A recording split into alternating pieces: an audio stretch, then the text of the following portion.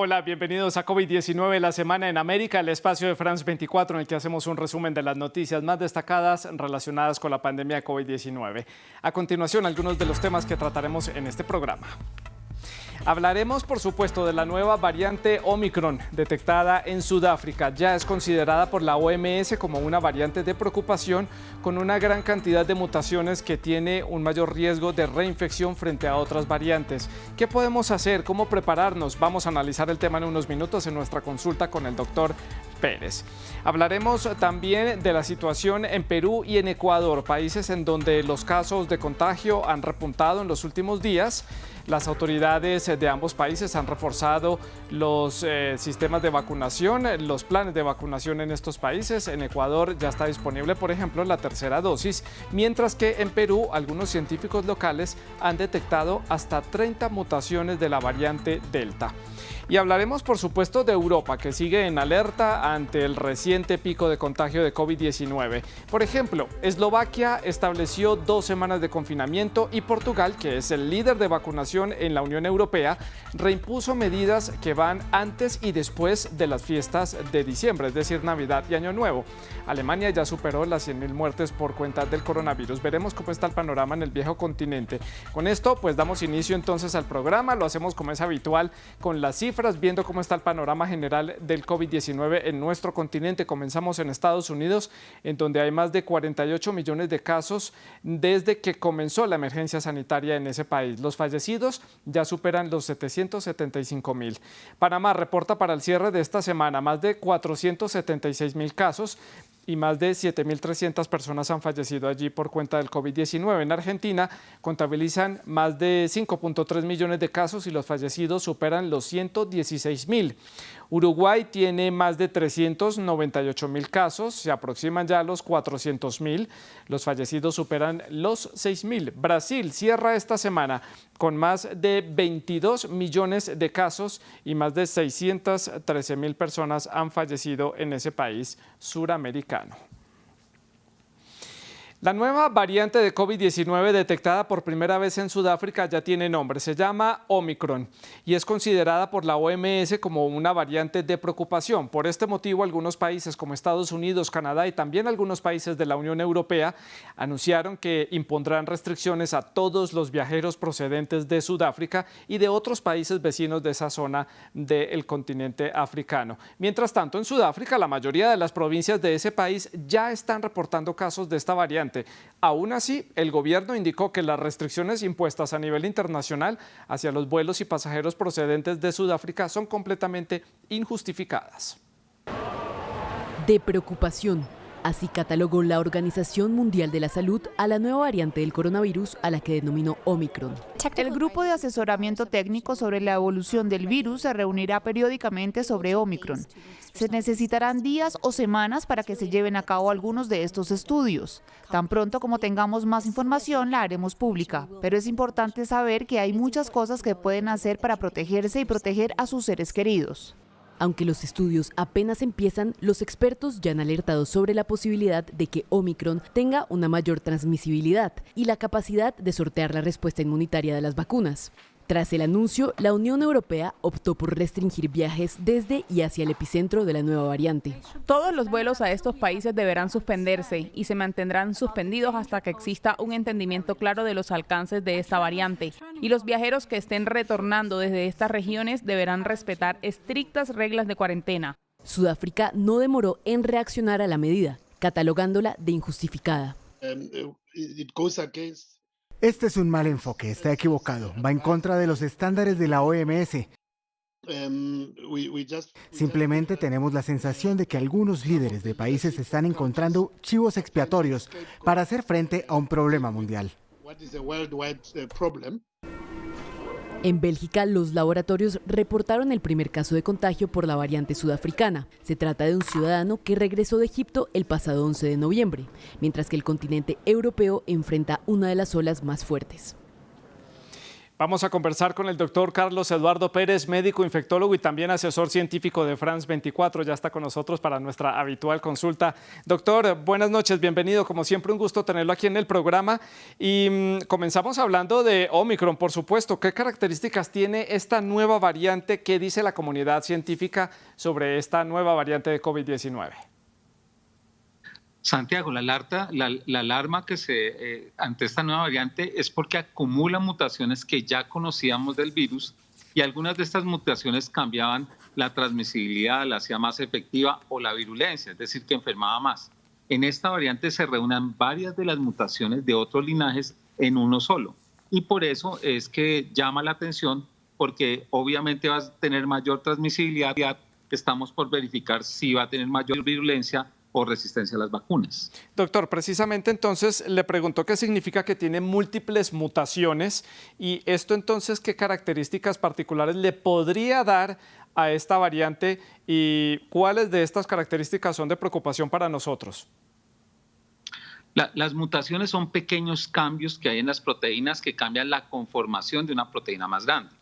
Entonces las mutaciones se acumulan naturalmente en todos los virus, como también nosotros, y todas las mutaciones se van acumulando. Lo que sucede es que se han identificado mutaciones de la proteína de espiga del virus que aumentan la transmisibilidad y algunas otras que aumentan la virulencia o algunas otras que son capaces de neutralizar las vacunas. Esta variante reúne todas esas malas mutaciones en un solo virus, en un solo linaje de virus.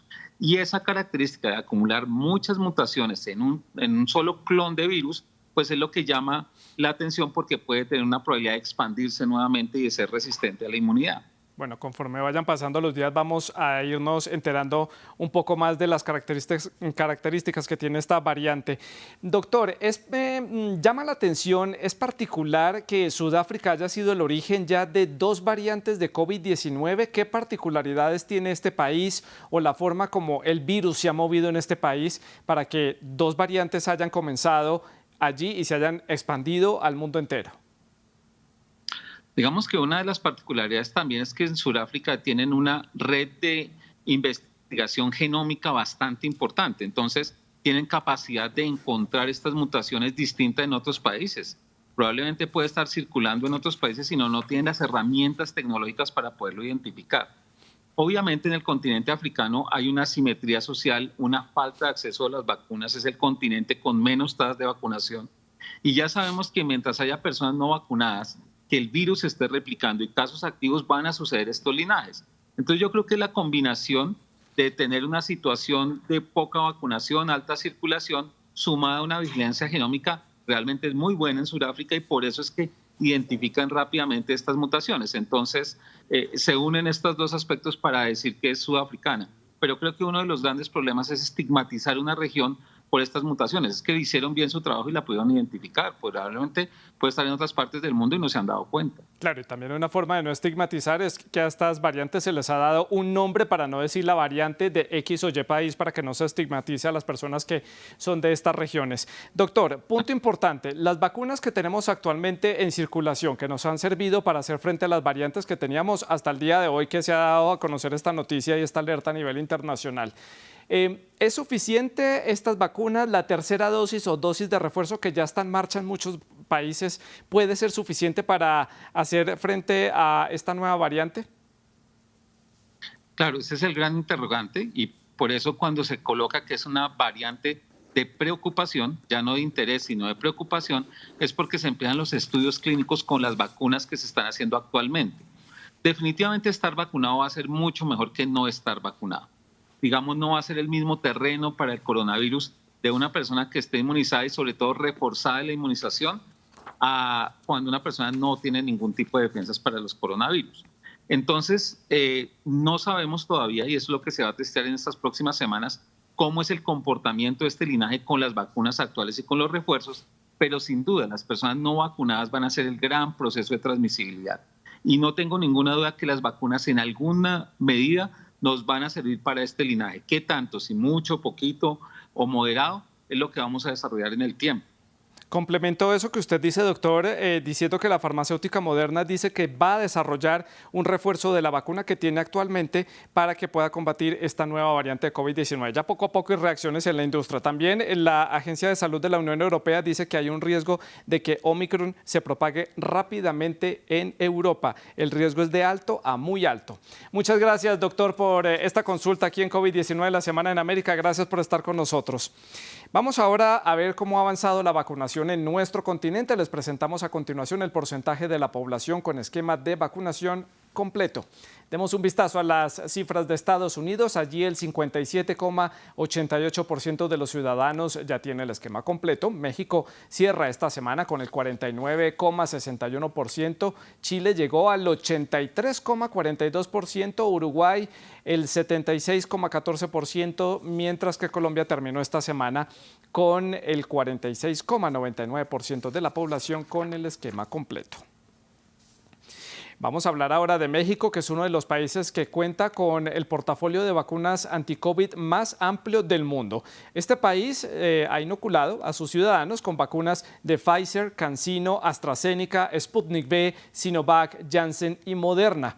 En efecto, los contagios y hospitalizaciones han ido en descenso allí en México y continúan a la baja en toda la República Mexicana, aunque las autoridades ya advirtieron esta semana que podría presentarse un repunte de contagios en el corto plazo. Buenas noticias para México. Los contagios por COVID-19 van en descenso por 17 semanas consecutivas, algo que se ha visto reflejado en las hospitalizaciones y decesos. En esta semana tenemos una reducción nuevamente más cuantiosa que la semana pasada, que fue de -8, ahora abrimos nuevamente con -17. Esta trayectoria es esperable cuando ya se tiene intensidad epidémica menor. Lo mismo vemos en el indicador de la ocupación hospitalaria, se siguen desocupando las unidades COVID y noten también, como lo hemos dicho, es muy importante que en algunas entidades federativas ya empezó a ocurrir que pasan algunos días sin que se presente una sola defunción por COVID, lo cual es sumamente alentador y habla también del beneficio de la vacunación y la reducción sostenida de la epidemia.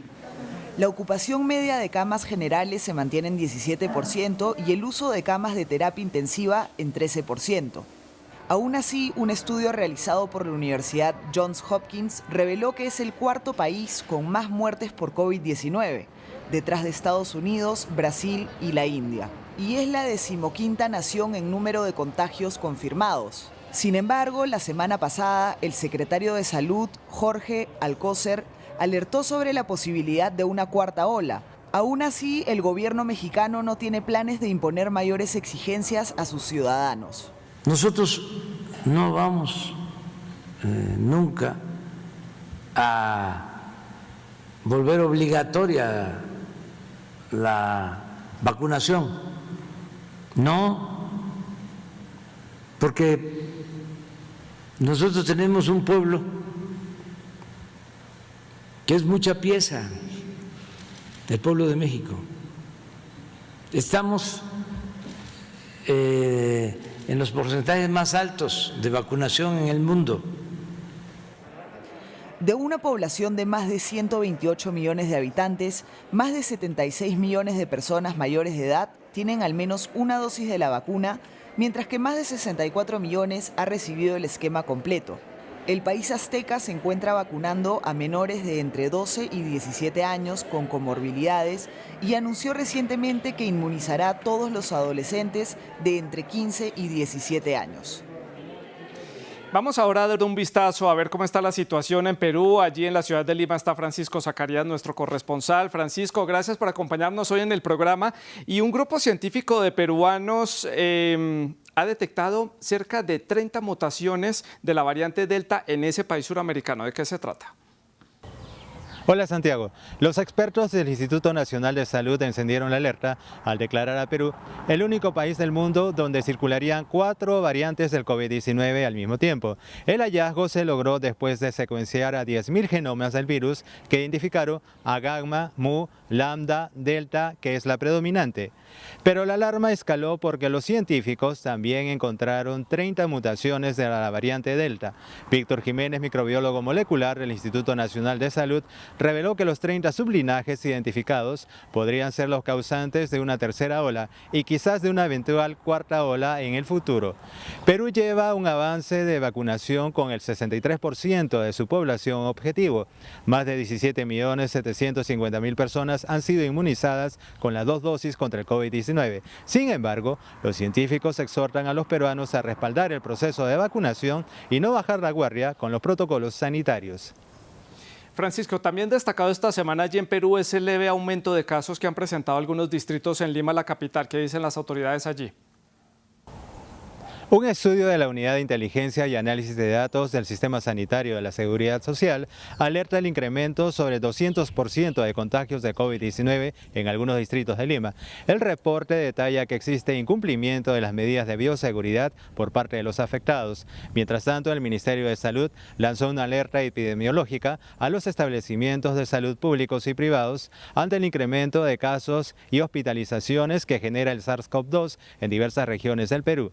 Las autoridades ordenaron fortalecer los servicios de atención y activar acciones de prevención y control ante un alto incremento de casos por el desplazamiento de la población por las compras navideñas, así como las reuniones sociales por Navidad y fin de año. Para Óscar Ugarte, exministro de Salud, la alerta epidemiológica por incremento de contagios podría ser el inicio de una tercera ola del COVID-19. Francisco, finalmente, ¿qué información hay sobre ese regreso a clases? Cerca de 95.000 colegios en el Perú van a regresar a clases presenciales. Las autoridades anunciaron que 95.000 escuelas están habilitadas para brindar clases presenciales y semipresenciales antes de que termine este 2021. Se hará prioridad a alumnos del último año de educación secundaria.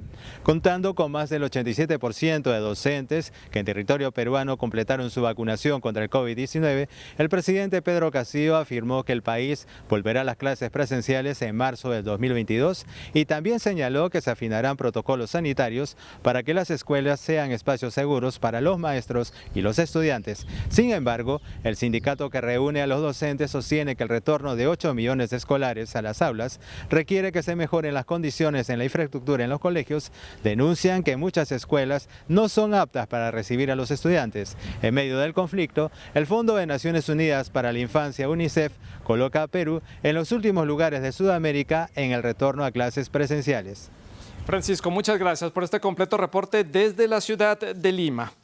El Ministerio de Salud de Francia pospuso la puesta en marcha de la ley que imponía la obligatoriedad de vacunarse a los trabajadores de salud en los territorios de ultramar de Martinica y Guadalupe en el Caribe. Esto ante la violencia y las manifestaciones ciudadanas en rechazo a esta medida. Veamos. Las escenas de destrucción vistas estos días en las islas de Martinica y Guadalupe obligaron a dar marcha atrás al gobierno francés. El Ministerio de Salud anunció el congelamiento temporal de la medida de la vacuna obligatoria a los trabajadores sanitarios de estas islas. Y es que departamentos como el de Martinica llevan días viviendo protestas violentas por este motivo. En las calles de la isla se suceden las barricadas y los comercios saqueados. E incluso la residencia del más alto representante de la Francia metropolitana fue atacada. Siento desolación e incomprensión por el hecho de que la gente esté destruyendo para divertirse. Las familias están impactadas, no se dan cuenta de los esfuerzos que ponemos para emprender esto.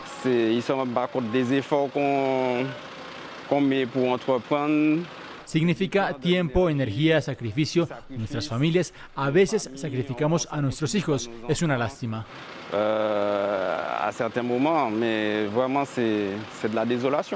La violencia proviene del rechazo de una parte de la población hacia las vacunas. En las últimas horas se han llegado a reportar ataques con armas de fuego a policías, algo que ha motivado la implantación del toque de queda desde este jueves y la condena desde París. Necesitamos diálogo también. No estoy mezclando diferentes temas, pero estas personas que están provocando disturbios, que están atacando a las fuerzas de seguridad, periodistas u otros franceses, tienen un comportamiento inaceptable y debe ser enfrentado con firmeza. Las protestas contra la vacunación obligatoria comenzaron en Guadalupe para después extenderse a Martinica. Muchos de los manifestantes consideraban esta cuestión como un retroceso a la época de la esclavitud por no poder decidir. Y Ecuador también está viviendo un leve aumento de casos como Perú, sobre todo en la ciudad de Guayaquil, la segunda ciudad de importancia en este país suramericano. Vamos a conectar con Gustavo Ortega para conocer más detalles. Gustavo, Ecuador está presentando un leve aumento en el número de casos. Lo hemos visto a lo largo de esta semana. ¿Cómo está comportándose el sistema de salud allí? Hola, ¿qué tal, Santiago? En las últimas 3 semanas de este mes se ha aumentado los casos positivos pasando del 4 al 9%, llegando a 300 casos a la semana según cifras oficiales.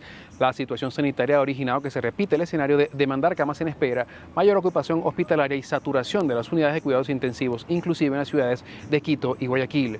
Los contagios se asocian al último feriado por los Días de los Difuntos y fiestas ocurridas en el país en los meses de octubre y noviembre. La ministra de Salud, Ximena Garzón, aseguró que los casos son de personas que no están vacunadas o solo tienen una sola dosis de inoculación.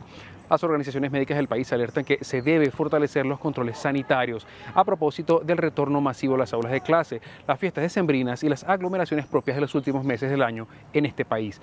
A pesar de las alertas, la situación económica del país no aguantaría otro confinamiento o paralizaciones laborales en Ecuador. De igual forma, los gremios empresariales, trabajadores y el Ejecutivo Nacional apuntan a la reactivación económica y a la conciencia social para cuidarse de contagios de COVID-19. Gustavo, ¿y cómo está avanzando la vacunación en Ecuador? ¿Cuáles son las metas que tiene el gobierno al mediano plazo?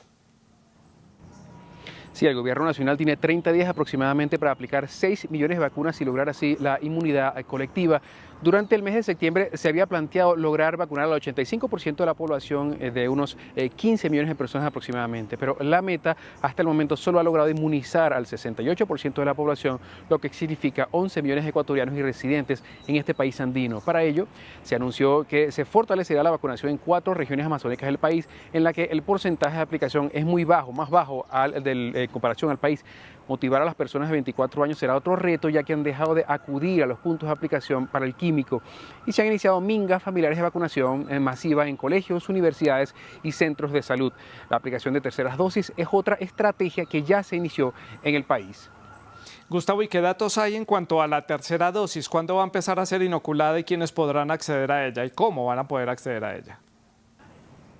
Sí, a pesar que ya se inició la vacunación de las dosis de refuerzo o terceras dosis con la población de 65 años con enfermedades especiales y a personal estratégico, el Ejecutivo anunció que a partir del mes de enero toda la población será inoculada. A pesar que no se conocen los detalles o un cronograma, la titular de salud informó que se realizará de la misma manera como se efectuó anteriormente, iniciando de mayor a menor según los rangos de edad. El requisito es que hayan pasado los 6 meses desde la última aplicación de su segunda dosis. Y finalmente, en otro dato anunciado, es que a partir del 1 de diciembre, Ecuador y Colombia reabrirán el paso formal por sus fronteras terrestres. Para ello se solicitará el carnet de vacunación a todo el que cruce el paso fronterizo, pruebas de PCR negativa y se instalarán brigadas médicas entre ambos países para aumentar así el control sanitario y defender la frontera con vacunación. Muchas gracias, Gustavo, por este completo reporte desde la ciudad de Quito. Nos vamos hasta Europa. Allí se mantiene la alerta por el repunte de casos de COVID-19 que viene presentando desde hace ya varias semanas. Países como Eslovaquia, por ejemplo, ya decidieron ir a un confinamiento, como ya lo hicieron hace algunas semanas Letonia y Austria. La situación es particularmente preocupante en Alemania por el aumento de los casos y también de los fallecidos. Vamos a hacer una ronda con nuestros corresponsales en Berlín, en París y en Bruselas para conocer los detalles de las medidas que han impulsado allí los gobiernos y sobre cómo está la situación. Veamos. Fue otra semana muy difícil para Alemania en su lucha contra la cuarta ola de la pandemia del coronavirus, con cifras récord de infectados que incluso superaron los 70.000 nuevos contagios en 24 horas. El país también superó la marca de los 100.000 muertos por coronavirus desde que comenzó la pandemia. Son cifras muy preocupantes que sin duda aumentan la presión para que el nuevo gobierno aquí en Berlín tome medidas en el asunto lo más rápido posible. Se espera que el nuevo gobierno, liderado por el próximo canciller Olaf Scholz, esté en el poder desde la segunda semana de diciembre. Las autoridades aquí en Berlín también están mirando muy de cerca lo que ocurre en el país vecino de Austria, donde los contagios continúan en un nivel muy alto. Austria impuso recientemente un confinamiento y las autoridades en Viena, pero también aquí en Berlín, están muy pendientes del posible efecto que pueda tener ese confinamiento para bajar las altas tasas de contagios. Las cifras del COVID-19 preocupan en Francia en esta quinta ola que, según dijo ayer el ministro de Salud, Olivier Véran, es mucho más fuerte que la cuarta que vivimos en el verano. Ayer hubo más de 33.000 nuevos casos, lo que hace una media de 23.000 nuevos casos por día en la semana que acaba de terminar. Además, hay más de 8.000 personas hospitalizadas, 139 en reanimación y la tasa de incidencias, el número de casos por cada 100.000 habitantes, supera en 50 de los 101 departamentos franceses los 200 casos. Por lo mismo, ayer el ministro de Salud anunció que la tercera dosis será obligatoria para todos los adultos a partir del 15 de enero si quieren conservar su pasaporte sanitario. Es decir, que a esa fecha, quien tenga más de 7 meses desde su segunda dosis y no se haya vacunado por tercera vez, perderá ese pasaporte sanitario. También la mascarilla será obligatoria en todos los espacios cerrados e incluso abiertos si algún prefecto así lo desea, por ejemplo, en el caso de un mercado navideño. Las escuelas elementales ya no cerrarán cuando haya un caso de COVID-19, pero en cambio todos los alumnos serán testeados. Y además, se establecerán nuevamente los controles sanitarios en las fronteras. Una persona no vacunada para entrar a Francia necesitará un test PCR de 24 horas. Si la persona está vacunada, necesita un test de antígenos de 48 horas o un PCR de 72 horas. Por ahora, el ministro dijo que los niños no van a ser vacunados, los niños de 5 a 11 años.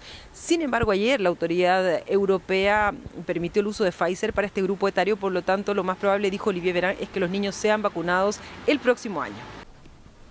Con tasas de vacunación muy desiguales entre los países de la Unión Europea, están aumentando los casos, pero sobre todo las hospitalizaciones y las muertes. El Centro Europeo de Control y Prevención de Enfermedades ha advertido que se tomen medidas urgentes o, de lo contrario, los meses de diciembre y enero van a ser muy duros. Por ello, recomienda que se administre una dosis de refuerzo lo antes posible a toda la población general, pero muy especialmente a los mayores de 40 años.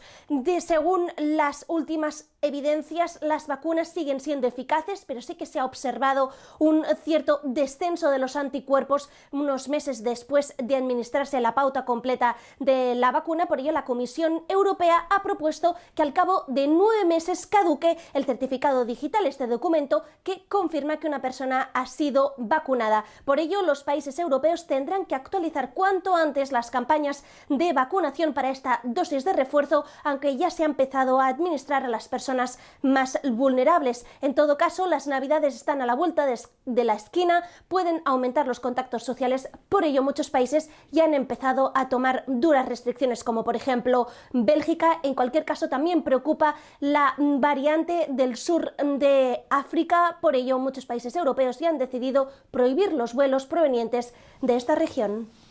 Veamos cuáles son los países de Europa que están en la situación más crítica ante el aumento rápido de los casos de COVID-19. Les vamos a presentar el top 5 de los países con más casos y fallecidos hasta ahora, por lo menos en los últimos 28 días. Esta lista la encabeza Alemania con 1,1 millones de casos nuevos en solo 28 días y más de 4.900 fallecidos. Le sigue Rusia con más de 1 millón de casos en estos 28 días. 33.000 personas han fallecido. Turquía supera ya los 700.000 casos en 28 días, más de 5.000 personas han perdido la vida en Turquía. Ucrania reporta más de 564.000 casos y 18.000 fallecidos. Y cerramos este top con Polonia, con más de 435.000 casos y más de 5.000 fallecidos. Y vamos a seguir en Europa para que veamos y hagamos un alto en Portugal, que es el país más vacunado de la Unión Europea, con una tasa del 87,78% de sus poco más de 10 millones de habitantes ya vacunados con todas las dosis de rigor dependiendo de la vacuna. Sin embargo, ante este rápido aumento de casos que está teniendo en buena parte de la Unión Europea, Portugal decidió tomar medidas preventivas. Veamos cuáles son. A partir del 1 de diciembre vuelve a ser obligatorio el uso de la mascarilla. Será necesario presentar un certificado de vacunación y serán exigidas las pruebas de PCR para algunos casos determinados. Asimismo, habrá restricciones en el aforo y será necesario tener un resultado de un test o un PCR negativo para poder ingresar a tierras portuguesas. A partir de esta idea del gobierno, ellos van a intentar mantener activa la industria turística, que es la principal fuente de ingresos de este país. Eso sí, después del 1 de enero, el teletrabajo va a ser obligatorio. Habrá cierre de bares y discotecas y se suspende el regreso a las clases.